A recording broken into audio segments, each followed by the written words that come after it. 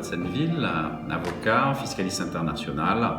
Je suis aujourd'hui en charge head du groupe Afrique du cabinet Phil Fisher. Nous avons vocation à accompagner le développement de nos clients en Afrique.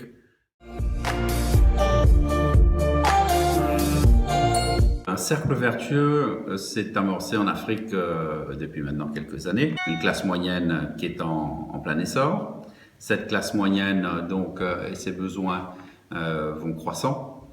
Qui dit besoin croissant dit donc un espace à prendre pour les entreprises françaises et autres, où généralement elles vont aller chercher en Afrique les conditions de leur croissance pour les prochaines décennies.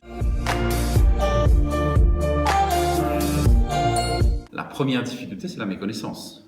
Ce sont des entreprises en général, si on parle de PME et non pas déjà de multinationales, qui sont matures sur leur marché d'origine et qui tentent l'expérience donc hors de leurs frontières. Ces inconnues, elles vont de la géographie du pays jusqu'au cadre juridique, jusqu'au cadre réglementaire. Donc elles ont besoin d'accompagnement sur ce thème. Le niveau d'infrastructure de l'Afrique n'est pas toujours celui que l'on peut trouver ailleurs en dehors du continent. Ça peut être les liaisons aériennes, ça peut être les liaisons maritimes, ça peut être le réseau routier.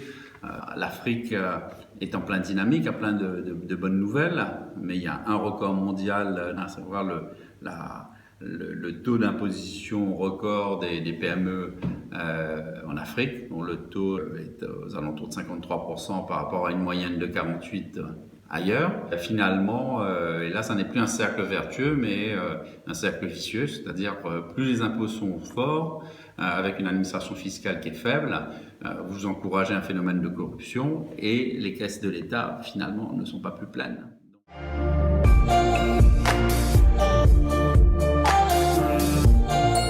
Dans un premier temps, il faut un bon diagnostic. L'Afrique est très prometteuse, mais on peut y mourir plus vite qu'ailleurs. Donc il faut un degré de maturité du projet de l'entreprise, de la PME, donc bien écouter son projet. Les entreprises qui réussissent en Afrique sont celles qui savent s'entourer des compétences qui viennent compléter finalement le noyau de compétences qui leur a assuré le succès sur leur métropole d'origine. Un plan Marshall, si j'avais à le définir, c'est un plan d'État-État.